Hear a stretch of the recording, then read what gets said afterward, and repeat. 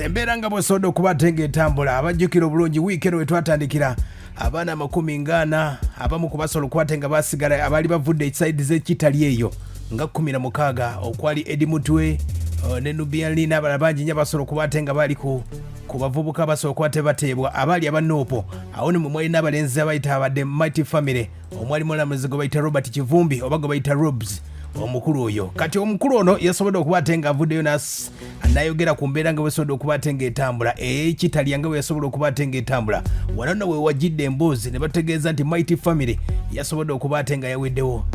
era nga bategeeza Mighty Family bwe mwasobola okubatenga muwulira nti ate mbooli Sami baamuwamba ako Nakali Kabadi bannayuganda basobola okubatenga bamanya nti waliwo ekibiina kye bayita Mighty Family olw'embeera nti bizonto byali byetutte bakomedian bangi nnyo mu Uganda muno waliwo bayita Maulana Drain waliwo Madratan Chiko Mariachi bizonto bonna abali bakolewa Alex Muhanji baali babuuza nti platform kiki bayinza okuba tebakozesa Uganda esobola okubatenga ebamanya baana balenzi bano kwe kubatenga bayiya ne bagamba nti bawambiddwa mu mbeera ate nga baali balimba bulimbi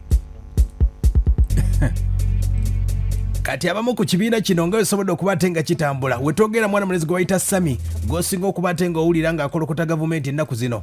oyinza okwebuuza nti ali mu Uganda omuvubuka ono yasobola okubatenga yakwatamu ebye n'agenda kati ali mu USA mu America eyo mpola mpola bw'owulira ebigambo byayogera byonna ng'avumirira gavumenti oyinza okwebuuza nti oba ali mu Kampala tali mu Kampala tali mu Uganda ali mu America kati munne babakwata baali babiri naye ng'oli ye basobola okubatenga bamusumulula abamu ne bagamba nti oba mwana mulenzi oyo Sami yali mbega aba ne babireka awo mu mbeera eno kati ono mwana mulenzi gwe bayita Robert ye be bamu ku baali ku baasi eyabula waliwo baasi abajjukira obulungi be baali bawadde bondi kati bano abaali baabula waliwo baasi yalimu 40 abavubuka abo batwala ekitalya omwali ba Eddie Mutwe Nubian Lee bonna kati omukulu ono Robert wa Mighty Family asobodde okubatenga avuddeyo nayogera embeera nga wesobola okubatenga etambula waliwo ne mwana mule katusobole okubatenga atugamba ensonga zino Robert omu ku ba Mighty Family ekibiina kyaweddewo babireetanga byakusaaga nga bagala kukola linnya alengera gye byakomekereza munaye mwebale kusaba bavudde ekitalya olunaku lw'eggulo mu ngeri enjawulo bannanga abalwanye bannayuganda sijja kumenya kinoomu sijja gamba obaani naye mukoze ekintu ekyamaanyi ennyo nyini ddala singa simaanyi gabantu tuli mulamu nti people power abantu abawo munange bakoze ekintu kyamaanyi nnyo singa simaanyi g'abantu wallahi tetwandivudde mukomera ya base kati omukuba Mighty Family omukulu ono bamita King Dani abamujjukira omulenzi ono yakubako yaddamu oluyimba lwa Hamani basudde era bamunoonyako nga bamuli bubi nnyo n'akadde kano bakyamunoonya agamba nti ekibiina kya Mighty Family y'omuko wadde bakwasaganya ekibiina kino ategeeza nti ekibiina byonna basobola okubatenga bakola bawulirako nti aba Mighty Family babawambye gavumenti ebawambye Nakali Kabadi nga baagala abakolerewo eggulire ekibiina bakimanye wabula kikomekereza nga ekibiina kiweddewo no Mighty Family okugwa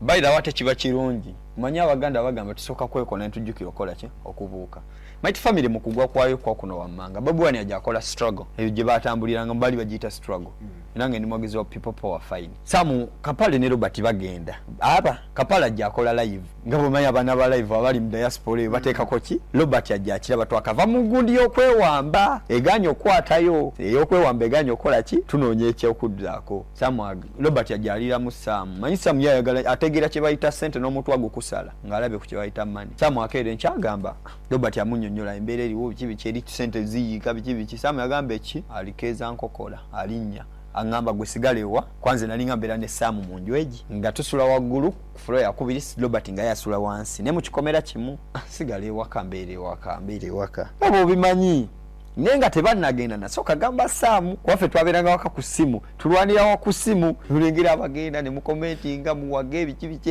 live olusi tulabye baani abatamu mugamba temugenda Samu angamba ankubolye tunonye platform tewali kyakola tukwenda kola wa comedy nemba tukola scientific comedy Alex Mwanje nga tuwe mitwalo nkaga buli lwoko aya basi ulira ne bya struggle abamu babasiba nga tebabigenda na bigenderamu bo bali banoonya linnya ne batuuka ekitalya wuno mwana mulenzi ono King Dani yatugamba Mighty Family yaggwawo ekibiina tekikyaliwo wadde n'akamu olw'embeera nti byonna byakomekereza ebyavudde ekitalya nga si birungi wadde n'akamu So Mighty Family bwetyo bwegenze egendedde mu wevu ya Bobi Wine Sam atandika ovuma government ate yezira abantu wamuwa platform nayongezaamu amaanyi nalinga nnyo ku bunkenka we bamuwambira jukanza Lincoln we yewambira awo nze nali connectinga naye dani kye kiriwo kati ekiriwo kituufu drone ezewaka naye negalidde mu nju njira bandi mu dinisa yokwewamba Mighty Family we yali tetwali walungi nnyo nga twagala twongereko kuba ffe golo yaffe ya Mighty Family twali twagala tuwere banambeji nenga otunula mu bakiko batukola ki bwotunula mu mawulana ndweni tebatudde bizonto bisooba tugala tuleete ki ketuli ab'enviri eza red tugambe batukute tuli badayihadi ba Bobby twawambiddwa ogono omuzannyo bagubala twali tuva ne Kapale mutukula Kapale afuna she mutukula mu scientific omwangamba jangu mperekereko mwelekera ko batukubira twali twakatuuka nateete batugamba muliwa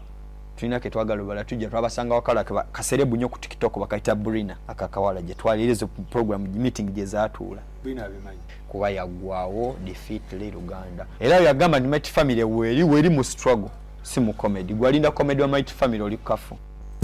embeera nga bosobodde okubatenga etambula nga tumaliriza emboozi y'abaana balezi bano Mighty Family omukulu King Dani wuno ng'ategeeza obuzibu bwonna bwasobola okubatenga buva gye buvuddeko abajjukira obulungi omukulu MC Kapale waliwo yasobodde okubatenga ayita ku mulwe gwa Facebook n'ategeeza nti bamuwambye esooka owulire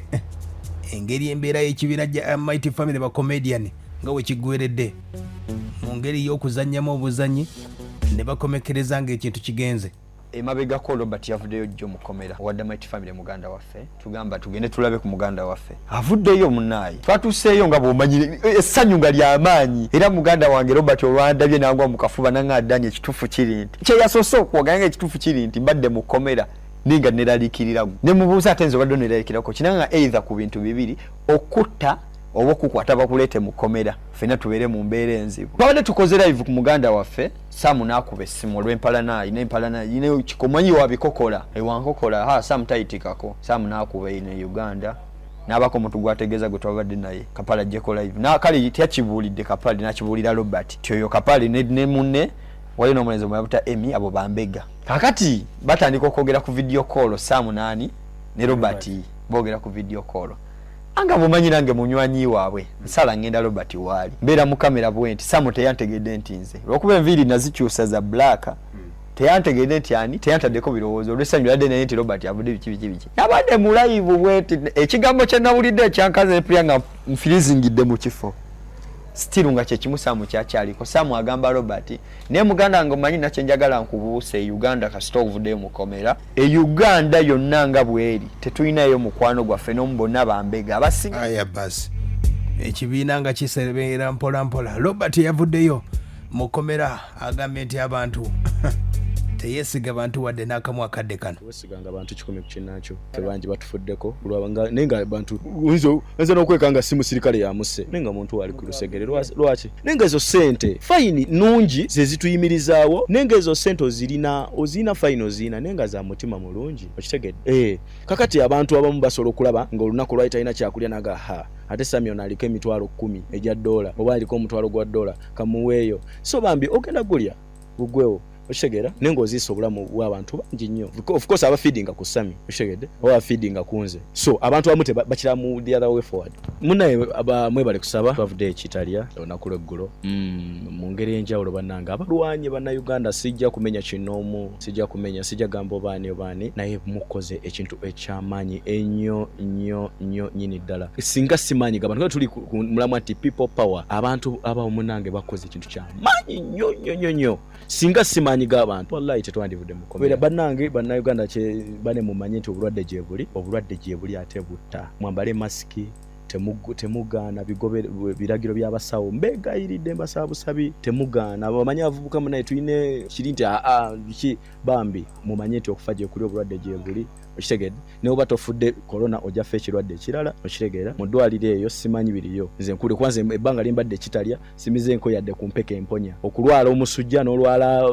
embiro n'ofuna kibyo n'ebirwadde byonna bisasula na kuyisa ku mpewo wano naye ne bakuwa panado wa painkiller kati gwe mukimanyi nti naye embeera weeri okubanga surviving anti ntuusi wano nkyali mulamu kwebeereramu so namwe mwebeereremu mwambale masiki muwewa amabanga obulwadde gye buli